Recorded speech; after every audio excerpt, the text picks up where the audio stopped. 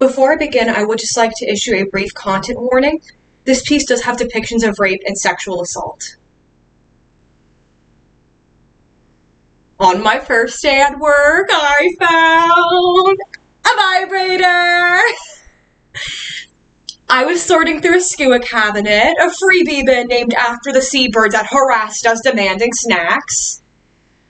My supervisor, Nikki, just asked if I planned to date during our 7-month contract. Ugh. Instead of answering, I began to sing into the vibrator, which I didn't immediately recognize as such. It was one of those, old school wands with a bulbous head and dangling cord. I had hoped to amuse Nikki. Instead, she just said, "Girl, where are your gloves?"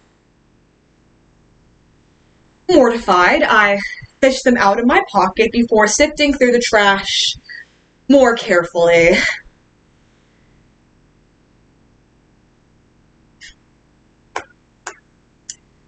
Months ago, I was tutoring children in Montana. My whole life sprawled before me. But when I encountered a man who had assaulted me 2 years ago, memories of the event came flooding back. My confidence shattered, and I ran. So, after 31 hours of airtime, 4 flights, 3 continents, and 2 oceans, I emerged off the plane into Antarctica.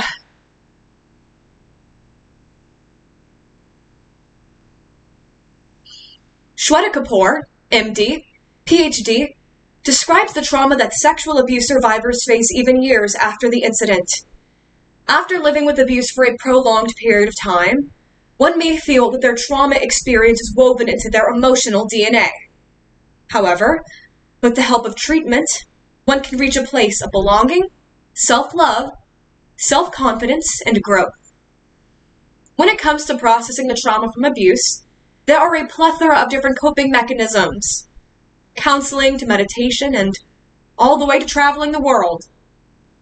In this editorial following a woman escaping all the way to Antarctica, she finds herself collecting her pieces through a unique fashion. Trash. Demonstrating how even in the most unorthodox situations, one can find healing.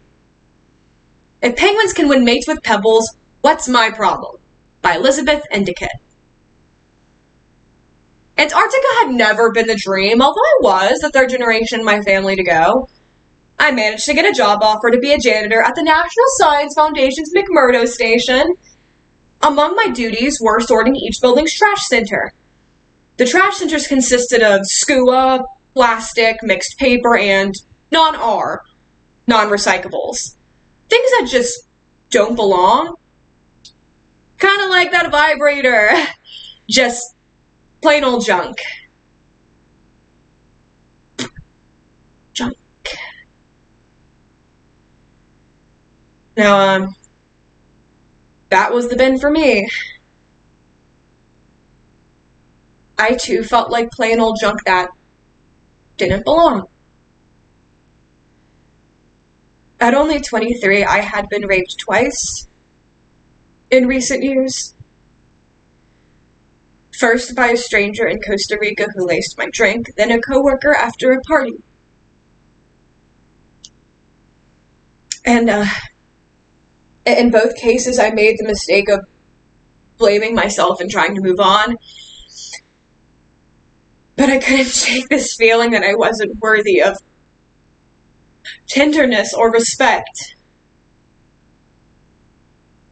So feeling discarded, I limped over to Antarctica.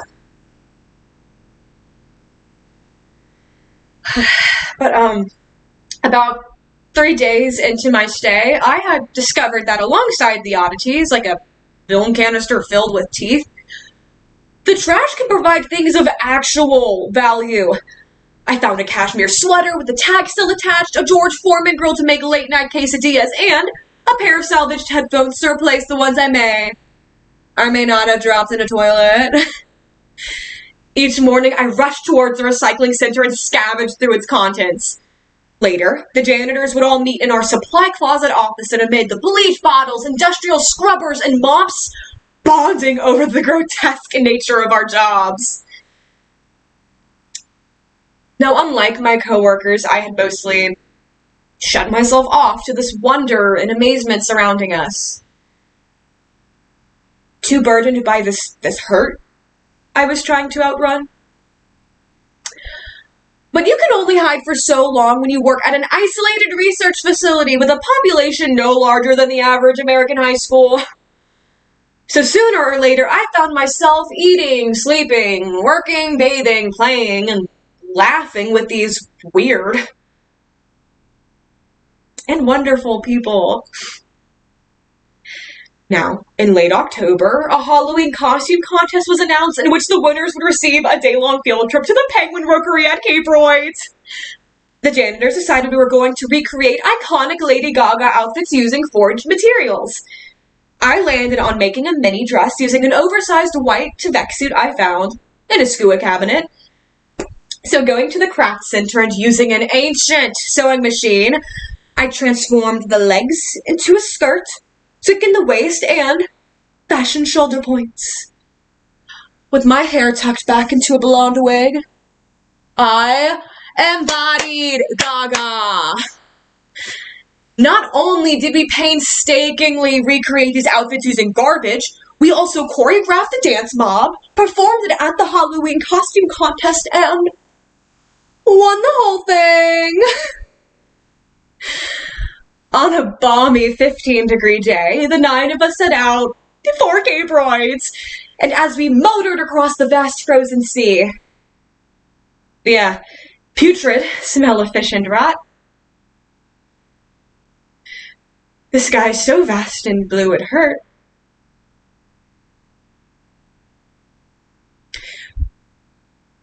I remembered the events that brought me here. No one ever loved me the way I needed to be, and nobody ever would. And my coworkers seemed to love me, which of course I distrusted. Sooner or later, they would discover how unworthy I was of their love.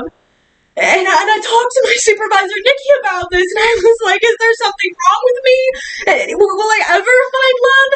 And she told me, girl, shut up and enjoy something for once. Look at where you are with these amazing people.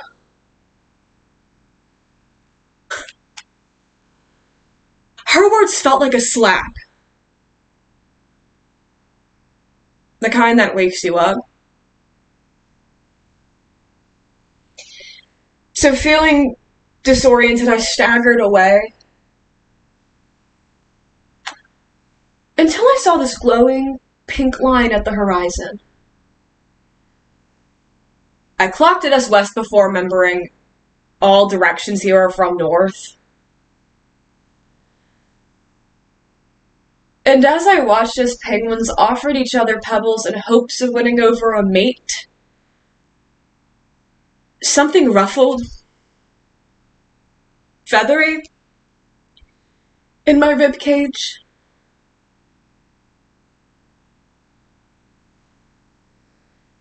Once I made my way back to the janitorial quarters, I surveyed the area.